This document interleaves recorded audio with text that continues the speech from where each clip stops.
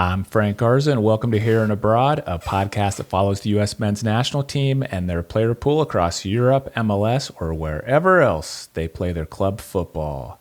On today's show, we're going to break down the performances so far from U.S. internationals in the Champions League. At the start of the league phase, there were 14 Americans across 7 different clubs in the competition. All of them have succeeded in moving on to the knockout round, which starts on February 11th. Tell me today, Kyle Bond from the Sporting News is back. Kyle, welcome to the show. Thank you. Yeah, Champions League. Before we get into like the U.S. internationals, I just want to say that I don't think anybody really expected the new Champions League format to be this much of a success. But man, it was fun. I mean, every game from top to bottom had stakes. I think CBS said that like 2 games had nothing at stake of the final slate, which is really impressive. And it felt like the seeding mattered more. So, teams were ready to play for seeding, even if they already had wrapped up qualification or even if they didn't have a chance at getting the round of 16, it meant something to get into a seeded position in the knockouts rather than an unseeded position. It just was a smash hit, and I had a blast. Yeah, it was super close. I mean, like the difference between the teams, I think it was right around that like 15 points. There was like so many teams in that range where you could have like fallen in, fallen out. You could have been seeded, not seeded. So I agree. That was a lot of fun. This phase used to be called the group phase. Now it's called, I guess, the league phase. And as you watched it, which U.S. international stood out to you as having the best performance, or which one were you most impressed with? Yeah, it's got to be Christian Pulisic, right? Like, it's got to be the guy.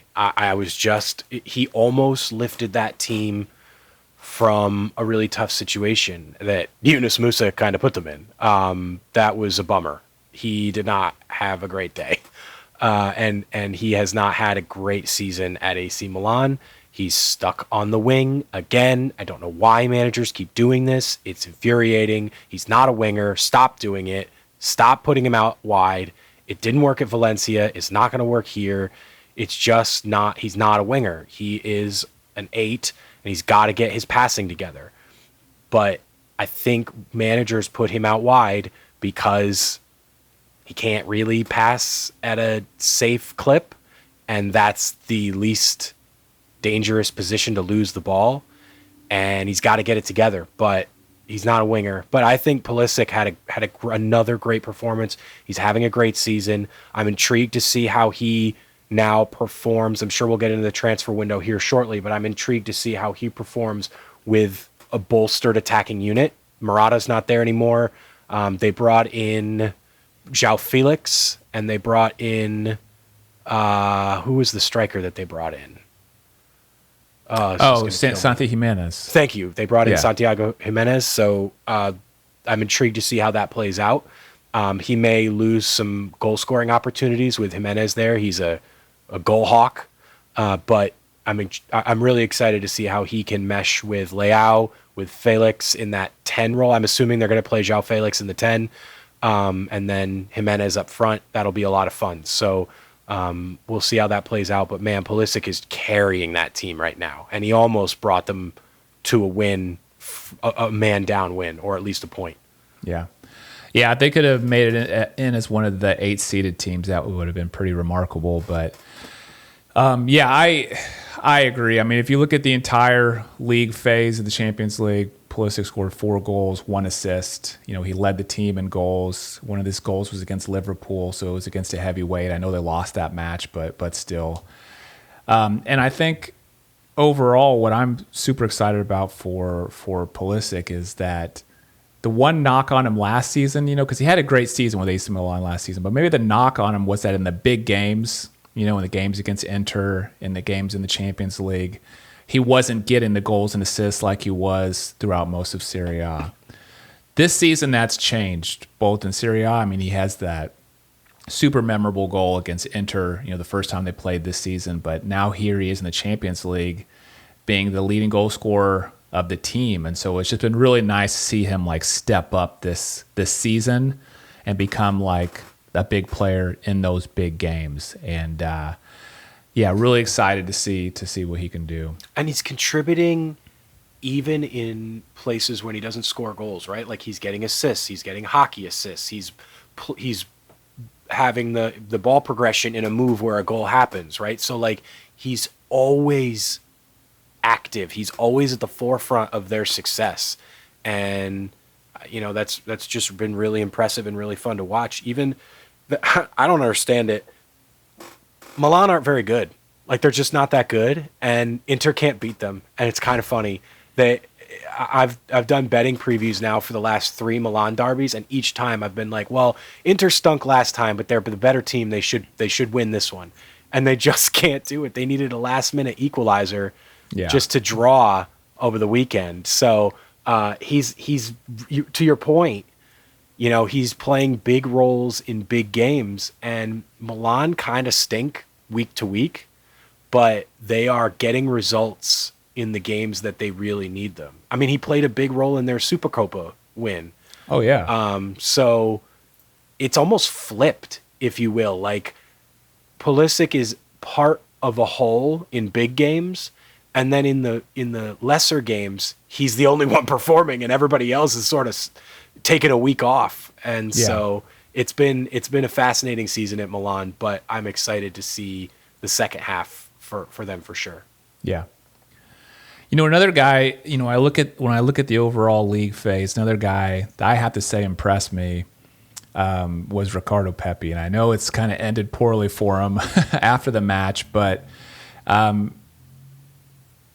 what'd you think about his performance, you know, in the league phase and how he was coming along? Because it seems like to me that in PSV's most important game of the season so far, which was their last match against, who was it? Oh, Liverpool. Yep.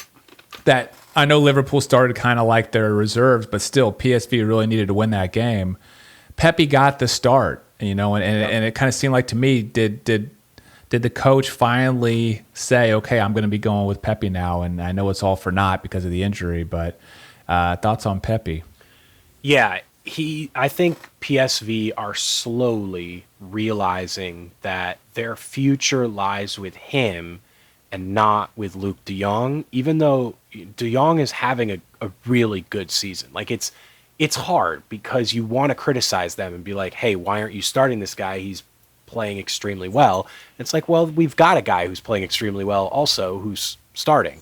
So it's hard to criticize them, but I think they realize that de Jong is aging. What's he, 29, I think?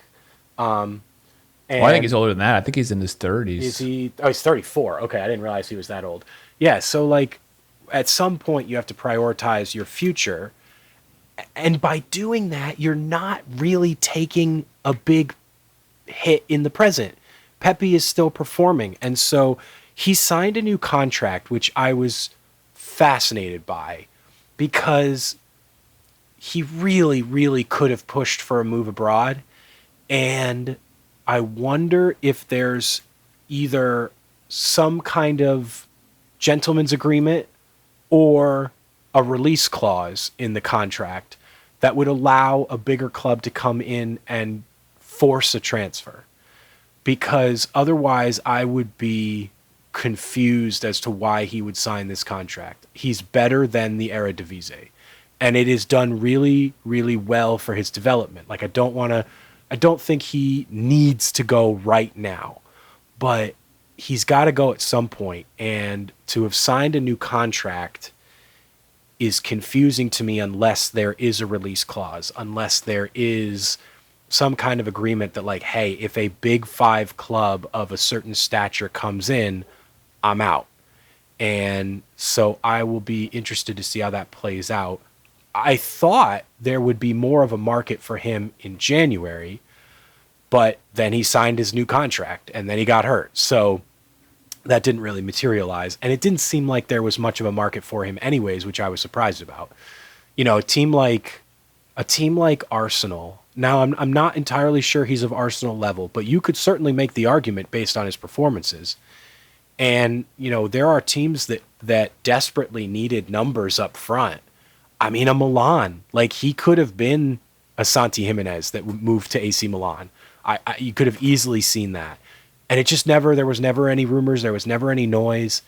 And so we'll see. But he really put his best foot forward in the Champions League. He's put his best foot forward in league play. And when he comes back from injury, I'll be interested to see how he fits into that team. Because if I'm PSV, it's 6-1, half dozen the other with the production from those two strikers. One of them provides you infinitely more future value than the other. So I think there's really no argument to be starting Luke de Jong long-term the rest of the way. It may be a while for Pepe to get back to a starting role because of his injury, even when he does come back.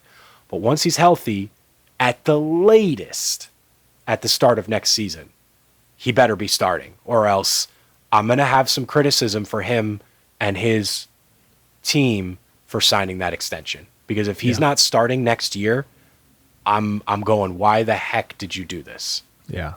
He's got to feel pretty confident that it's going to be his for the taking, next season. I mean, nobody can ever offer you a guarantee, because you never know, what could happen. But I like him being there next season if he can win that starting spot, because it's, the season before the World Cup.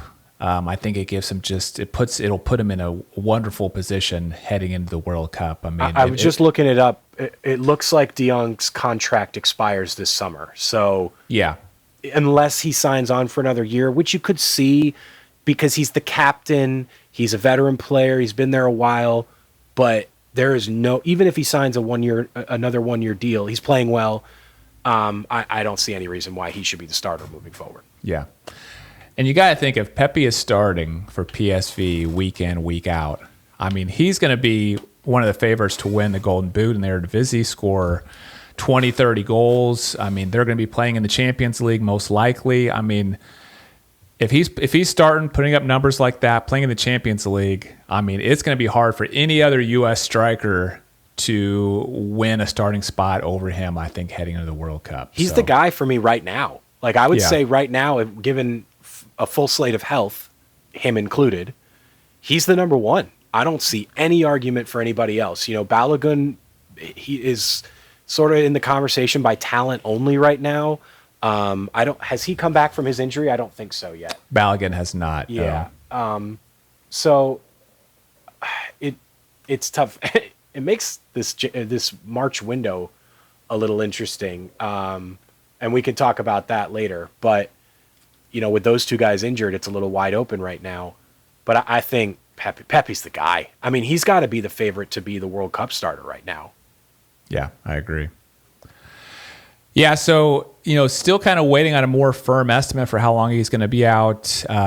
They've said 1 to 3 months. I saw that Pepe posted something on his Instagram the other day that he had his surgery, so hopefully we'll learn more soon. But, have we seen any details on what the injury is? Because timeline-wise, 1 to 3 months, to me, tells me MCL. And MCL is usually a 6-week thing. Yeah. So I would assume 6 to 8 weeks for 6 weeks is usually okay. He's back in training. He's ready to start getting minutes. 8 weeks to where he's ready to start and maybe would be an option for international duty. Yeah, they haven't given any detail other than to say it was not like an ACL tear. It wasn't that serious, but it's probably MCL or meniscus.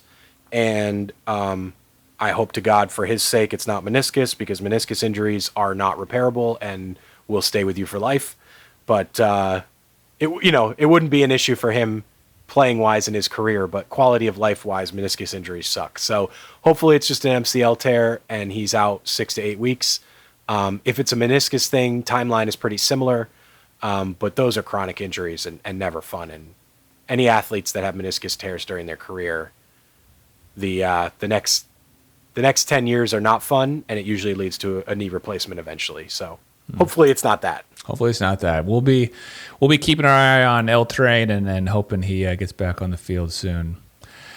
Okay, so we talked about the players we're most impressed with from the league phase. When you look at the league phase overall, which is the player you're most disappointed with in terms of U.S. internationals? It's got to be Yunus Musa.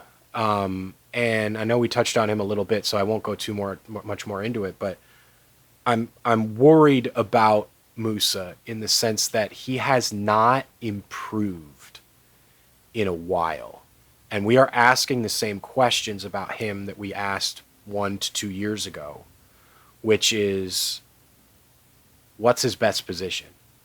And the answer is not winger.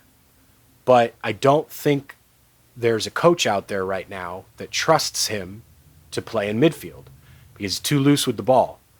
And when you have a player like that, you've got to put him out wide because you can't be losing the ball in midfield. It's too dangerous. Teams are too good, especially in the Champions League, teams are too good at counterattacking to be losing the ball in midfield the way he does. And it's a hole in his game, and he's still young. He's got time. It's okay. But there's a few red flags to me to where I'm not sure that he's going to develop into what we had hoped or what we had thought he would be, because he's a really, really good player and he has some really, really good qualities, but he is a midfielder and you cannot be losing the ball the way he does in midfield. And if he ends up out wide, he stinks. And he'll do a few good things. Like he can progress the ball forward. He can dribble, but he's not going to produce winger production out wide, and you can't put him in midfield right now. So I'm worried about him kind of being lost as a player with a midfield skill set, but one you can't play in midfield. And that's a problem. Yeah. Although I have to say, he seems to have the confidence of Conceição, their new manager. I believe he started pretty much every game, I think, since Conceição arrived. Yes, and that's good because they do have quality wide players, right? Like they have, they got rid of Chukwueze. I think, did they ever sell? I know he was like mentioned for Fulham at the deadline. I don't know if they ever actually sold him. I didn't see that. I know he played. Okay, they were shopping. He played him against for sure. Inter the other day. They were shopping him for sure. I know they sold at least one other player, and I can't remember who it is. Calabria, I know, is gone. There was another winger that they sold, but whatever it is, he's been getting time. But now you've got João Felix, who will be starting at the 10. So you're going to move Pulisic out to the wing. So now you've got Pulisic and Leao out wide, because Pulisic had been playing at a 10, which is why Musa was able to play on the wing. But you can't do that anymore with João Felix there. So I'm worried about his playing time unless he can prove that he's a viable option in midfield. I think you'll see a bit of a decrease in his playing time over the second half. Okay. I'm going to go with Balogun here. And again, the guy got injured, but he was a guy I was just so excited to see in the Champions League because I wanted to see what he could do against this top-level competition. And he ended up no goals, no assists, missed their last 3 Champions League matches because of injury. Very unlikely he's going to get to participate in the knockout round at all. So I really wanted to see what he could do, and I felt like the little chance he got, he didn't do much, and then he just missed out on like a great opportunity to kind of showcase himself. Yeah, I agree with that. I find it hard to criticize a player for injuries, especially an injury of that nature, which isn't, it's not a muscle injury. It's not recurring. It's not like something Gio had, which we could talk about Gio Reyna when it comes to in the disappointing category. But I find it hard to criticize players for that kind of thing. Like Ricardo Pepi, like they happen. Injuries happen. It's a shoulder injury. It's a blunt force injury that those things just happen. And I find it hard to criticize a player, but he wasn't exactly lighting it up before that either. You said he missed three games. That's 5 that he had to make an impact and didn't. So I think it's a perfectly fair and reasonable point. I would say a player that I think has maybe disappointed a little bit in the Champions League as well is Austin Trusty. And Celtic did well overall in, I thought, did they not, okay, they did get an unseeded spot, but they kind of slumped towards the end of the Champions League. And I think Celtic more so advanced on the idea that their coach realized we're just going to need to outscore teams rather than really a defensive, stoutness. And I think Trusty made a couple of individual errors over the final few games, which worry me. He and Carter Vickers have a good partnership that's performing well in the domestic league. But you look at some of their Champions League results. I mean, they shipped 4 to Aston Villa on the final day, which put them at risk. They got a clean sheet against Young Boys at home, but having gone a man down. But again, bottom tier competition, team that didn't progress. They were blasted by Rangers in that Old Firm derby in early January. So I'm worried about Trusty a little bit. Again, young player, plenty of time to develop, but it hasn't really come off in the way that we had hoped at Celtic. Yeah. Yeah, and now I see they've drawn Bayern Munich in the knockout round, and so yep. I think their chances of progressing are pretty low.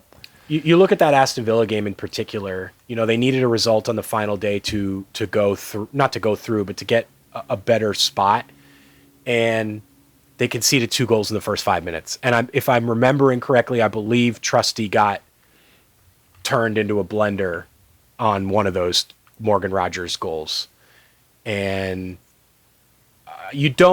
Carter Vickers has positioning problems, and it's sort of bitten them in the Champions League in the past, but you don't see him make the kind of individual errors that you've maybe seen from Trusty. I've been disappointed with Carter Vickers on a U.S. national team level over the past year or two, and I'd really, really, really like to see him step up and put his name in the mix for a center back position, because you would think a guy who's starting regularly at Celtic would be way in the conversation, and he just hasn't been. And it's hard to blame anybody but himself, because every time he's put that U.S. shirt on since the World Cup, it really hasn't gone well. But he doesn't make those individual errors, right? It's more of a positioning thing. It's more of a playing within the system thing for Carter Vickers.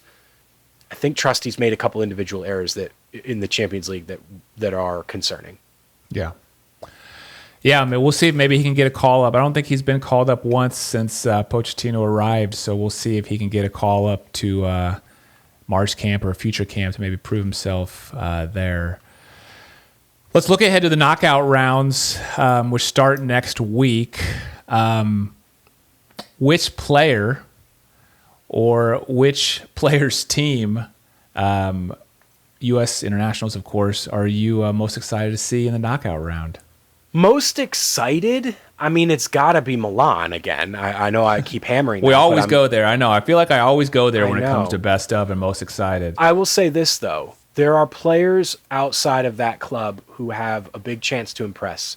I mean, we just talked about Carter Vickers and Trusty. If they can put up a good performance against Bayern Munich, I don't expect it. I think Bayern will obliterate them, if I'm being completely honest. But if they can put up a good performance, we've seen Bayern have some attacking stinkers. We've seen it against clubs you wouldn't expect. It happened last year. And I think they play the first leg at home. No, let me see. Yeah, they play the first leg at home. If they perform well at home against Bayern, those two guys could really put themselves in a good position. And then the other one I think we have to look at is the Juventus boys. I need to say, I think I've said this on the pod before, but I need to reiterate. You have to take Weston McKennie and Tim Weah's performances at Juventus with a grain of salt, because that Thiago Motta system is brutal. It's brutal to watch. It's brutal for attackers, and it's brutal for midfielders, because nobody does less with the ball than Juventus. In Europe, nobody does less with the ball. Their whole thing is, if we sit on the ball, and it's not tiki-taka. It's not like Barcelona, where they were like, we're just going to keep the ball and prod you until we can find openings. Thiago Motta's whole thing is, if I keep the ball, you can't have it. It has nothing to do with scoring goals. It's just keep away. It's literally like four corners, like old school UNC basketball. Like, we're just going to pass it around so you can't have it. And it just stinks to watch, and it probably stinks to play in. But I think if those guys continue to progress in the Champions League, and they have a shot to do that against PSV. PSV's good, and they could score goals, but if anybody can keep them from scoring goals, it's Juventus. So I think that'll be a fun matchup. I don't know if I'm masochistic enough to watch Juventus in any sense, but I think it would be interesting to see how those guys perform. So they have a job in front of them as well. Yeah. I mean, that PSV Juve game does stand out. I mean, you think about all the Americans that could have been playing in that game. I mean, they've all kind of gone to the wayside now at PSV. I mean, Richie Ledesma is the only one, I think, that could actually make it on the field for PSV now. So that's an intriguing game. And then just in general, because I am a PSV fan, because I do watch so much of them because of, Pepe and all the Americans over there, I'm always curious to see how far they can go outside of the Eredivisie, when they play these other big clubs, in Europe. I mean, last year, I believe they made it to, was it the quarterfinals or the round of 16 when they played Dortmund? And, yes. Dortmund went all the way to the final, and PSV was right there at the end. I think they only lost by 1 goal in the aggregate. So, I mean, they gave Dortmund everything they could handle in that series. And so I'm just in general always curious. I like to see PSV, be able to test themselves against the big guns. And then, yeah, I agree with you though. If I'm going to watch one game, it's probably going to be Milan just because of Pulisic. I mean, it would be so awesome to see them go on a run, with him being their most productive player. I mean, if that guy could go on a run, he seems to be loved by fans at AC Milan, but if he could get them a Scudetto, if he could take them on a Champions League run one of these seasons, I mean, this guy could go down as like an all-time legend. Yeah, for sure. I think the Scudetto is out of the question for this year. Not this season, yeah. Right? But no, you're absolutely right. And the way that they've played in the Champions League, I mean, it's not great. It's not pretty at times, but they get important goals. You could see them making a run if they get a nice draw. I want to point out too, I think a player that we didn't mention that I'm just thinking of now, because you mentioned the PSV guys and on all the Americans there. And I was looking up Malik Tillman's, when he'll return. I can't really find anything, but what I did find was that he was on the who scored Champions League team of the league phase based on his performances. And after match week 7, even after having missed that week due to injury, he was still leading the Champions League in chances created. He did not finish at the top. Rafinha deservedly finished at the top of that list after the entire league phase. Then you've got Wirtz, who is also tied at the top with Rafinha, and then Musiala, Kimmich, Tillman, Ashraf Hakimi. I mean, that is remarkable, a remarkable list to be a part of. Those are all world-class players. So I think we need to give a nod to Malik Tillman for his Champions League performances, and hopefully he can come back soon. I while you were talking, I was trying to find out when he might be back, and I haven't really found anything. I haven't found anything either. I mean, they seem to be kind of coy on these injuries. I mean, 'cause they keep saying, like, what I heard from Tillman is just a really long time, but it looks like he went to injury. get his ankle evaluated by a specialist in Qatar in the second half of January, which is not something you really want to hear. So hopefully it's not something super duper serious, but he was having a sensational season before that happened. Yeah. We definitely need to give him some credit. Okay. Last question for you. I think I said 7 teams that have Americans on them. Which of those 7 clubs do you see going the farthest in the Champions League this season if you had to pick one? Do you want to list them first? Yeah. Let's listen for everybody. We got Gio Reyna and Cole Campbell at Dortmund. We got Pulisic and Musa at Milan. Dest, Pepe, Tillman, Ledesma at PSV. Balogun at Monaco. McKennie and Weah at Juve. Trusty and Cameron Carter-Vickers at Celtic, and then Diego Cochin at Barcelona. And I feel like we kind of maybe should take Cochin and Barcelona out of there because that's kind of the obvious pick. And that wouldn't be very fun to pick them. I would say, normally I would have said PSV. I do wonder if those injuries will hurt them, especially in a matchup against Juventus, where a guy like Malik Tillman and even Pepe would be huge because Tillman's pressing is good. He is high energy, and he would be important against a team like Juventus that takes the air out of the ball. I don't trust Juve. I don't think that their style will take them very far.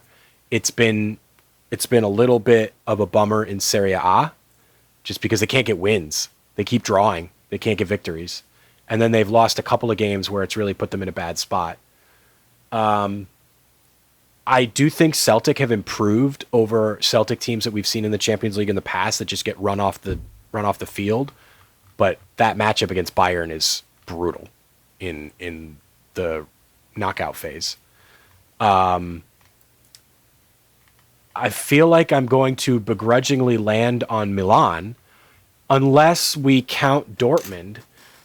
And I could see Dortmund going the furthest. I wonder how much of a role Gio will play. There's been a couple of indications this year where he might get more time. I remember when Gio came back from injury, Nuri Sahin, who is no longer the coach, said that they were hoping that Gio would be an important player for them moving forward once he was healthy.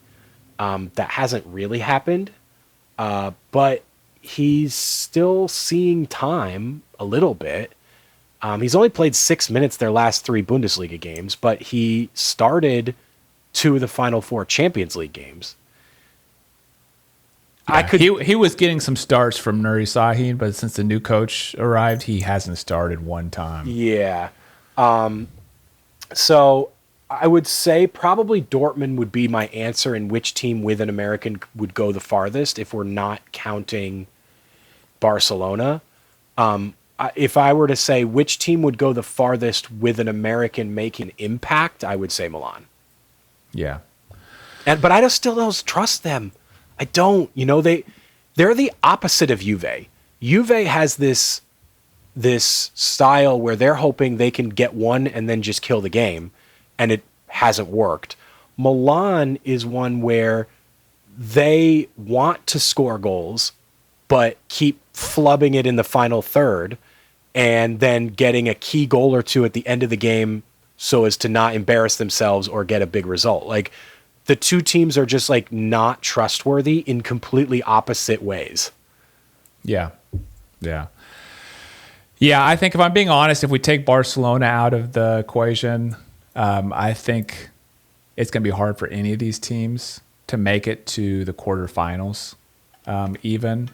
But I do think Dortmund probably has the best chance just because of the draw. They play Sporting CP in the first round. If they win that, they'll play Aston Villa or Lille in the second round. So those are all winnable games, I think. Not easy for them, but I think they can do it. Milan plays Feyenoord, who I think they should be able to get past, but then they have Inter or Arsenal, which, if it's Inter... I mean, look, Inter can't beat them. No, I know. I mean, Arsenal, I don't see any way they're going to get past Arsenal. But yeah, if they could get Inter, that would set up really well for them. I tell you what, though, Milan-Arsenal would be really fun. Oh, yeah. I could see them winning. That'd be amazing. Game. Arsenal's got some injuries. Like, they haven't been perfect. I obviously the Gunners would be favorite, but and I don't know if I would pick Milan, but I could see Milan getting an upset in that game. You know, I could see them like 8th in the Serie A table, but in the Champions League quarterfinals having beaten Arsenal. Like, I don't think that's a weird outcome. No. There's not too many teams that they couldn't beat. Sure. Right. But it seems like one that would be very, very difficult to get past. But they have enough talent to where on any given day they could beat just about anybody, especially in a home and away series, you know. All right, Kyle. Well, we will enjoy watching these matches in the coming months. Hopefully, these Americans surprise us and they all make it into the quarterfinals. That'd be awesome, but we'll see. Thanks so much for joining the show. I will make sure and put links in the show notes to your X account, which is @the_bonfire, and also to your work at the Sporting News.